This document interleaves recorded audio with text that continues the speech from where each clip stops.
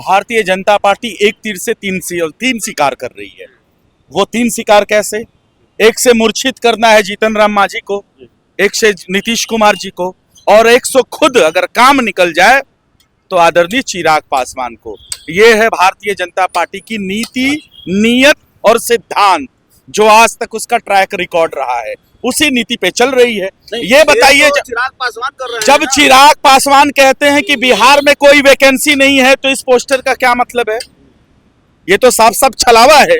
ये छलावा यही दर्शाता है, किसी और ने नहीं लगाया, उनकी पार्टी के जिलाध्यक्ष ने लगाया। इसीलिए तो मैं कह रहा हूं कि ये पोस्टर क्या दर्शाता है, जब चिराग पासवान कहते हैं कि बिहार में सीएम फेस की भर्ती ही नहीं है, और अपने आप को स्वघोषित मुख्यमंत्री के दावेदार, प्रबल दावेदार कह रहे हैं।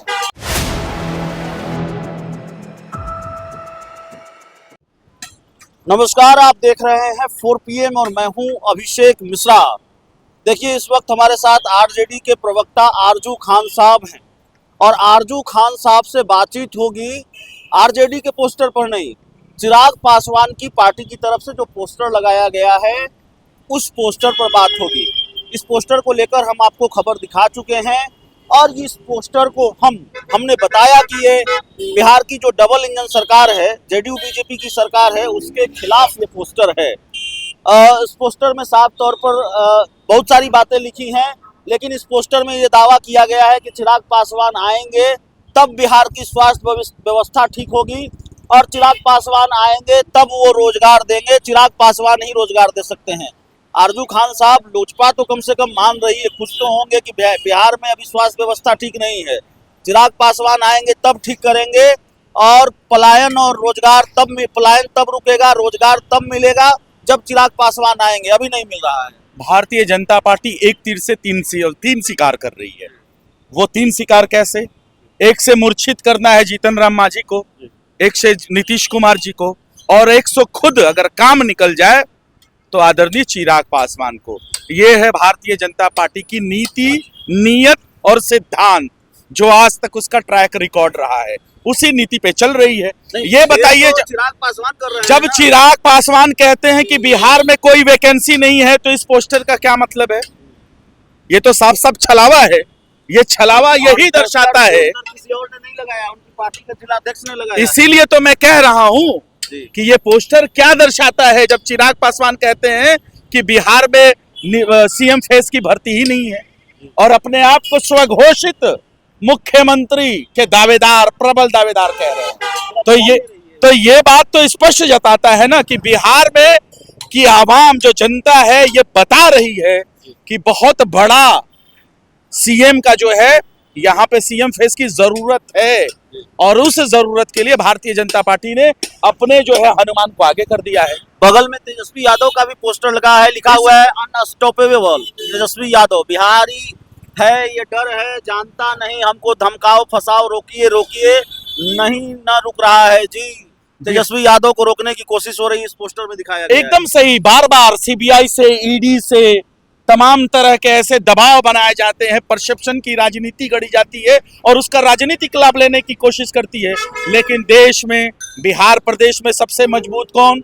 बिहार की जनता। और बिहार की जनता ने ये स्पष्ट जनादेश देकर साबित किया है कि आदरणीय नीतीश कुमार जी नहीं, आदरणीय तेज प्रताप यादव जी बिहार प्रदेश के मुख्यमंत्री होंगे।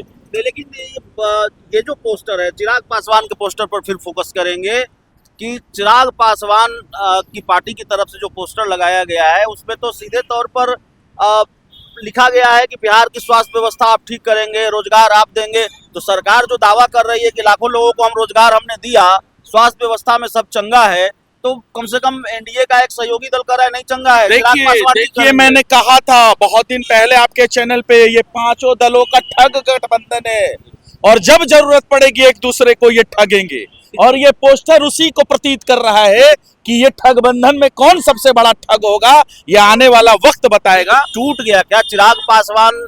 मतलब अलग हो रहे हैं क्या? चिराग पासवान गच्चा देंगे क्या एनडीए को? अब वो उनकी पार्टी यह भी कर रही है कि गठबंधन में सहयोग करेंगे, लेकिन स्वतंत्र पहचान के साथ विधानसभा चुनाव में उतरेंगे। देखिए अभिषेक जी, मैं इतना जानता हूं कि जो असंतुष्ट होंगे, राष्ट्रीय जनता दल में अभी लंबी कतारें लगी हैं, महागठबंधन में आने के लिए दावेदारी वो अपनी तय कर रहे हैं। मैंने सुना उपेंद्र कुशवाहा ने शायद यह भी बयान दिया, उपेंद्र कुशवाहा पर आ जाते हैं, चिराग पासवान की पार्टी और उनका पोस्टर तो हमने दिखा दिया, उस पर बातचीत हो गई।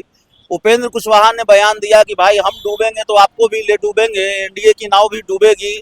उपेंद्र कुशवाहा का नाम पीएम मोदी भूल जा रहे हैं। उपेंद्र कुशवाहा को कोई हिस्सेदारी आयोगों में नहीं मिल रही है। ये कौन सी नई बात है? अभी जीतन राम मांझी जी कहते थे कि मुझे अपुच्छित किया गया, हम औकात बता देंगे, और वो भारतीय जनता पार्टी जो झूठ का पिटारा लेके घूमती है और कहती है कि हमारा फार्मूला सेट होता है, क्या यही फार्मूला है? उपेंद्र कुशवाहा उपेक्षित, जीतन राम मांझी उपेक्षित, चिराग पासवान उपेक्षित, मांझी के दामाद को बनाया गया, उनको कुर्सी मिल गई। ये कौन सी नई बात है? अरे ये कौन सी नई बात है अभिषेक जी? बिहार फर्स्ट, बिहारी फर्स्ट, बहनोई फर्स्ट, ये नारा चिराग पासवान का है। सब लोग अपने अपने बहनोई को, अपने अपने दामाद को। उपेंद्र कुशवाहा को तो परिवार के लिए भी कुछ नहीं मिला ना, परिवार के लिए, पार्टी के लिए कुछ नहीं मिला, हिस्सेदारी नहीं मिली, आयोग में कोई जगह इससे पहले उन्होंने सबक नहीं लिया इन सब चीजों से? उनके साथ तो बराबर ऐसा घात होता है। दरवाजा खुला हुआ है ना आपका। जो भी उपेक्षित होगा, जो दबा कुचला शोषित होगा, राष्ट्रीय जनता दल आने वाले वक्त में अपना दामन जरूर उसके लिए फैलाएगी। जब नीतीश कुमार बिहार के मुख्यमंत्री ने कहा कि हमें भारतीय जनता पार्टी तबाह कर रही है, बर्बाद करना चाहती है, हमको तोड़ना चाहती है, तो क्या हुआ? आदरणीय तेजस्वी प्रसाद यादव जी ने, लालू प्रसाद यादव ने अपनी बाहें फैलाई, तो नीतीश कुमार जी को छोड़ के जो अचेत हैं, जो पलटू चाचा हैं, जो पकड़ुआ मुख्यमंत्री हैं, क्यों हम उनको नहीं लेंगे? और कोई भी अगर हमारे गठबंधन में आके अपना स्वरूप तय करना चाहता है तो उसके लिए हम तैयार हैं। तैयार हैं आप जी, लेकिन बातचीत भी शुरू हो गई मुख्यमंत्री के लिए बातचीत भी शुरू हो गई। बातचीत हमसे नहीं शुरू है। अभी देखिए ना, कितने लोग अपने आप को उपेक्षित महसूस करेंगे, कितने लोग रोएंगे, और जब रोएंगे, गिड़गिड़ाएंगे, तो मैं इतना मानता हूं कि गरीब, वंचित, शोषितों का बल है राष्ट्रीय जनता दल। लेकिन जिनको आना था उनको लेकर तो आप फैसला ही नहीं ले पा रहे, पशुपति पारस को लेकर। नहीं, ऐसी चीजें नहीं है। वो हमारा जो ऑन गोइंग प्रोसेस है, और ऑन गोइंग प्रोसेस में आपने देखा कि कई बार वो हमारे निमंत्रणों में आए हैं, और ऑन गोइंग प्रोसेस के तहत वो सारी चीजें चल रही है। तो धीरे धीरे वो भी आपको पता चल जाएगा कि हमारे गठबंधन का स्वरूप क्या होगा, और कौन कौन लोग जो उपेक्षित महसूस कर रहे हैं वो हमारे गठबंधन का हिस्सा बनेंगे। चलिए, तो इस पूरी रिपोर्ट में इतना ही। बहुत बहुत धन्यवाद।